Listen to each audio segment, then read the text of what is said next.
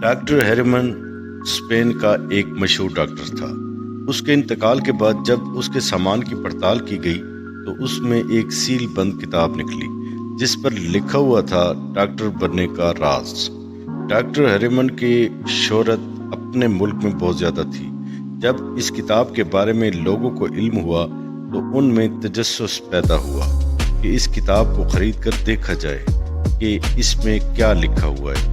چنانچہ ڈاکٹر کے ورثاء نے اس کتاب کی اہمیت کو دیکھتے ہوئے اسے نیلام کرنے کا فیصلہ کیا۔ سینکڑوں آدمیوں کے ہجوم میں اس کتاب کی نیلامی کی گئی۔ کتاب کی آخری بولی 50,000 روپے تھی۔ کتاب فروخت کر دی گئی۔ جب کتاب خریدنے والے نے سیل توڑی تو اس کے کل صفحات 100 تھے، جن میں 99 صفحات خالی تھے اور آخری صفحے پر لکھا ہوا تھا: اپنے دماغ کو سرد اور پاؤں کو گرم رکھو، تم ایک بہترین ڈاکٹر بن جاؤ گے۔